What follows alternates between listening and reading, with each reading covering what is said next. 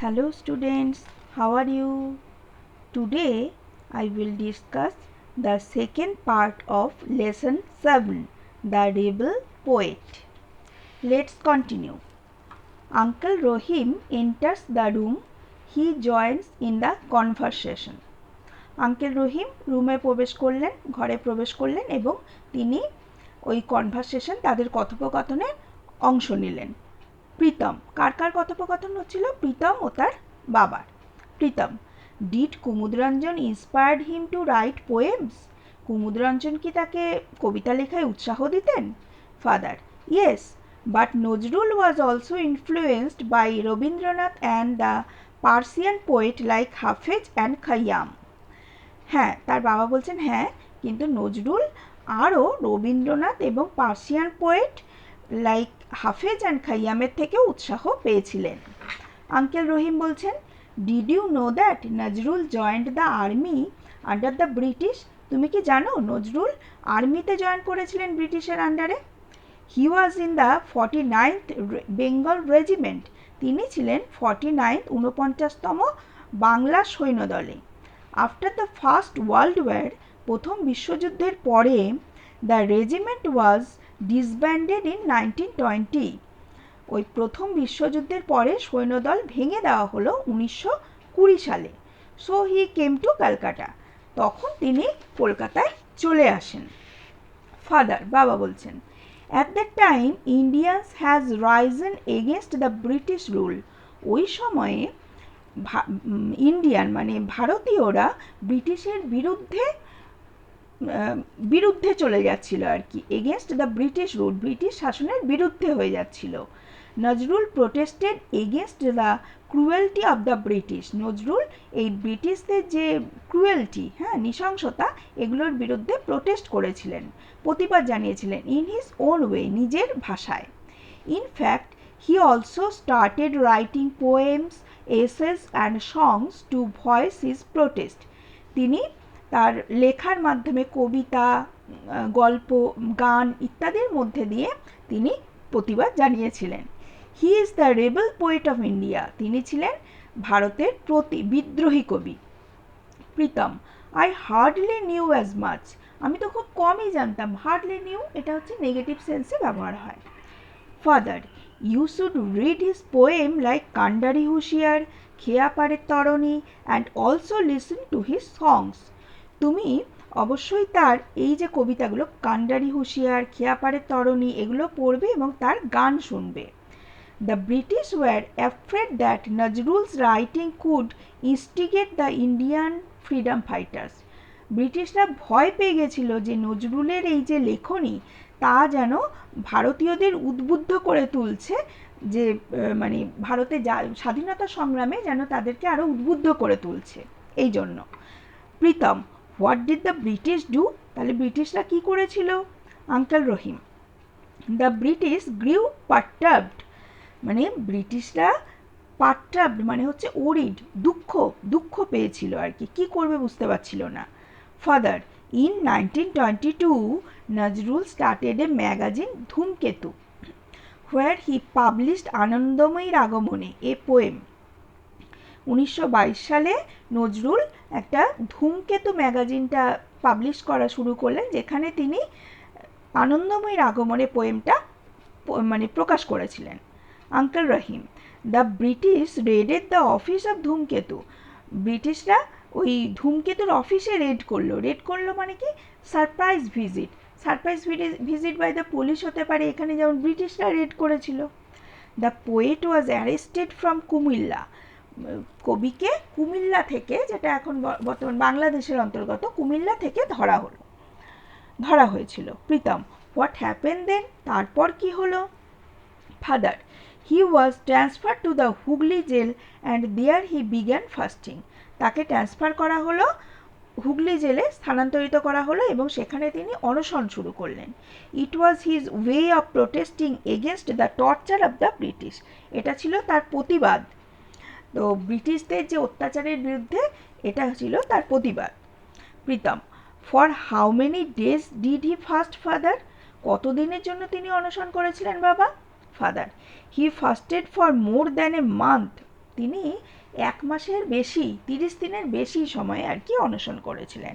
In December 1923 he was released from jail. December 1923-তে তাকে jail থেকে ছেড়ে দেওয়া হয়। Pritam, thank you so much father. ধন্যবাদ বাবা। Now I will be able to sing কারারই লৌহ কপাট উইথ জিল অ্যান্ড প্যাশন। এবার আমি কারারই লৌহ কপাট গানটা খুব উত্তেজনা, জিল মানে হচ্ছে গ্রেট এনার্জি, অ্যান্ড প্যাশন মানে ডিপ লাভ, খুব উত্তেজনা এবং ভালোবাসার সাথে মানে অন্তরঙ্গভাবে সেটা গাইতে পারবো। I am so proud that the teacher has selected me for singing. আমি খুবই গর্বিত যে টিচার আমাকে এই গানটার জন্য সিলেক্ট করেছেন, আঙ্কেল রহিম।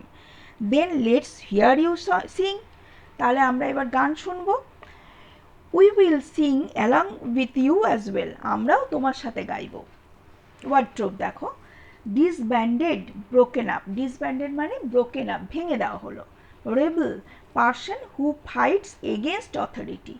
পার্সন যে ওই সংস্থা, অথরিটির বিরুদ্ধে যে প্রোটেস্ট করে, ঠিক আছে, বিদ্রোহী। Instigate, urge to act.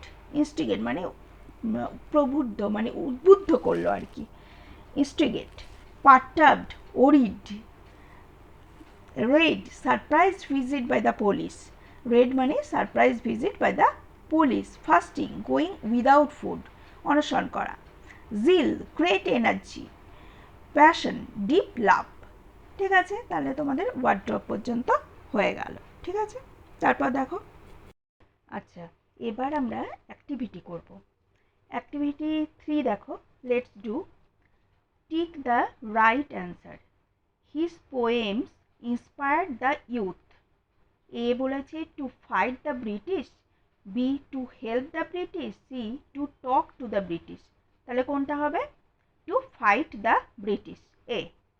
2 নম্বর দেখো, এ পোয়েম দ্যাট হি রোট ওয়াজ। এ দিয়েছে খেয়াপাড়ের তরণী, বি প্রশ্ন, সি বোধ। কোনটা হবে? খেয়াপাড়ের তরণী, এ ঠিক হবে। Nazrul was called the fiery poet, the rebel poet, the inspired poet. কোনটা হবে? বি দ্য রেবেল পোয়েট, বিতে টিক দেবে। ঠিক আছে, হয়ে গেল। তাহলে অ্যাক্টিভিটি 4 দেখো, write T for true and F for false statements in the given boxes. A দেখো, Nazrul was born when India was still under the British rule. True হলে টি, এফ, ফলস হলে এফ। তাহলে এটা কি হবে? আন্ডার দ্য ব্রিটিশ রুল ছিল, তাহলে T. বিয়েরটা দেখো, Nazrul was not attracted to folk theatre. তিনি কি অ্যাট্রাক্টেড ছিলেন না? ছিলেন, তাহলে এটা false, F. In school Nazrul met the great poet Kumudranjan Mallick. তিনি স্কুলেই তার সাথে দেখা হয়েছিল, কুমুদরঞ্জন মল্লিক ছিলেন তার হেডমাস্টার মশাই, তাই না? তাহলে এটা true. Nazrul served the Indian army under the British rule. Nazrul serve the Indian army, Indian আর্মিতে উনি ছিলেন ব্রিটিশ রুলের আন্ডারে, তাহলে এটা true, T. Nazrul ফাস্টেড for 30 days।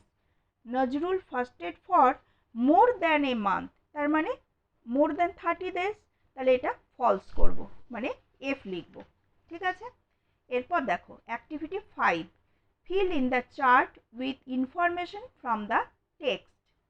দেখো এখানে ইয়ার দিয়ে দিয়েছে, বছর, আর ইভেন্টটা কি। ইয়ার 1910, ইভেন্ট কি হয়েছিল এটা লিখতে হবে।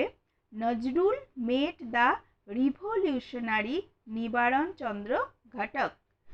নজরুল মেট দ্য রিভলিউশনারি নিবারণ চন্দ্র ঘটক, দেখে নাও তোমরা। এরপর দেখো ইয়ার, এখানটা দেওয়া আছে দ্য রেজিমেন্ট ওয়াজ ডিসব্যান্ডেড। তাহলে ইয়ারটা কত হবে? 1920, 1920।